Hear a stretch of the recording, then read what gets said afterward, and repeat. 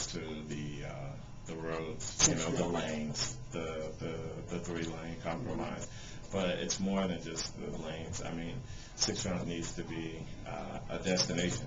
Like right now, people just drive through. Once upon a time, I mean, it was, the heart of the district there, and there was a lot of commerce. We need to bring commerce back, like I was explaining through the business incubator, that will bring jobs back into the community. So, I mean, I envision it to be more of a destination that helps feed the district and the city as a whole. What would you like to bring in there? Some small businesses, definitely, to the district. I mean, I think we need that more than anything.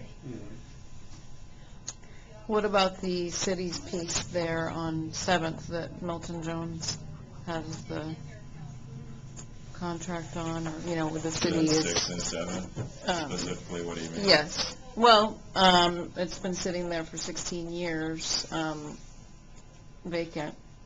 I think that something needs to be done, definitely, and I think that it needs to be done in accordance with the will of the people in the area, and that's been voiced 16 years. It's been voiced time and time again. What have you served on any city boards or advisory committees?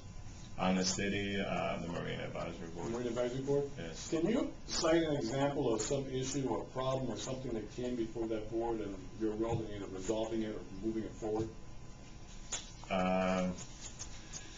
Well, with Marine Advisory Board, there was always a lot of things that came, different projects. I mean, collectively, we worked, and I was on the board. Well, I had to actually resign for the board, so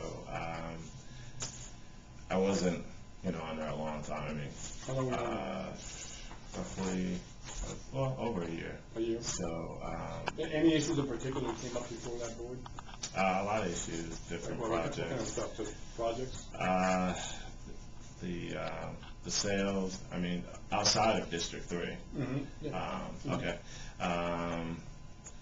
So for different Marines, but the major project over here on 17th Street Causeway, that was a big issue. But as far as me maneuvering the project, no, I didn't maneuver the project. I was part of the board and partake in the discussion and then the vote. I was never the chair on the board. Okay. Do you go to the city commission meetings on a semi-regular basis? Or Yeah. all? Yeah, I go to city commission meetings. I don't go to every single No, city I commission understand. meeting.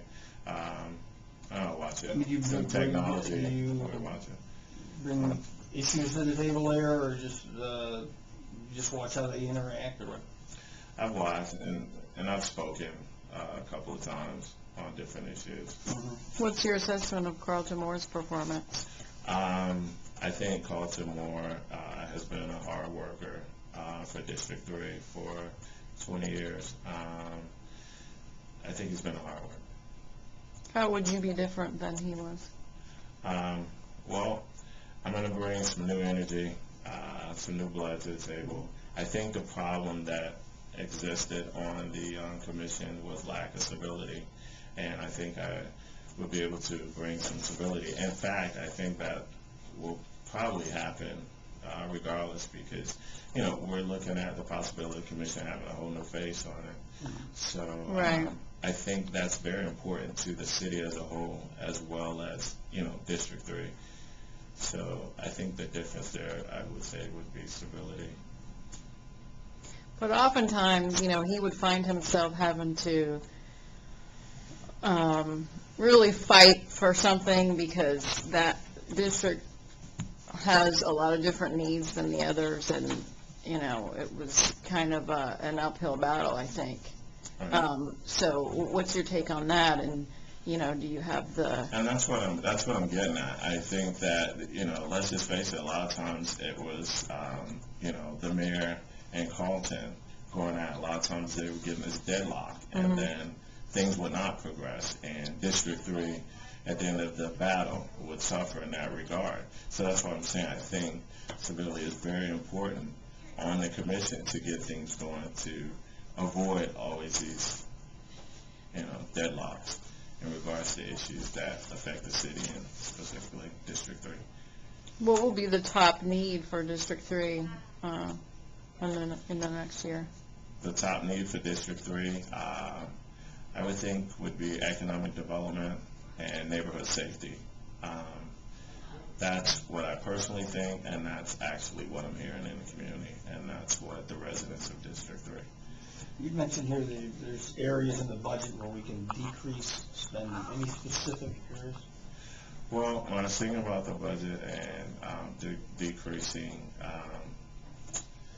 I sat back and I thought about it, and there are things that we can do as far as, for example, I was thinking with building and inspectors.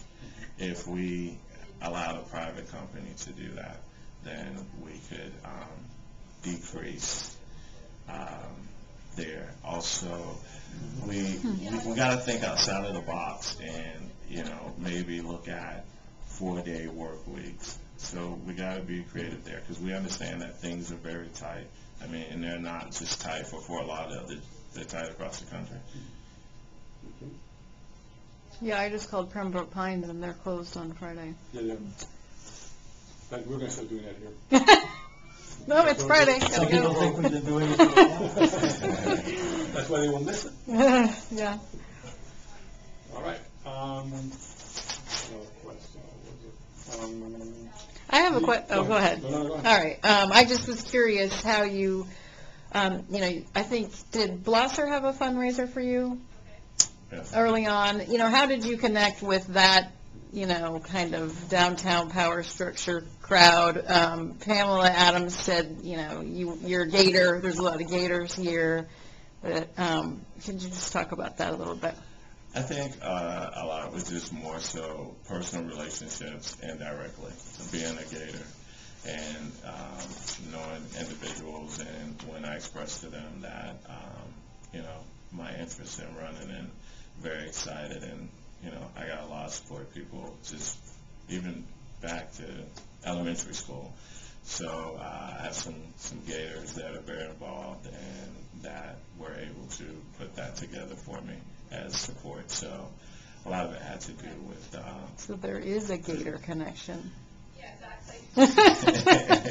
It's great to be a Florida Gator. It is great to be a Florida Gator. Yes, it is.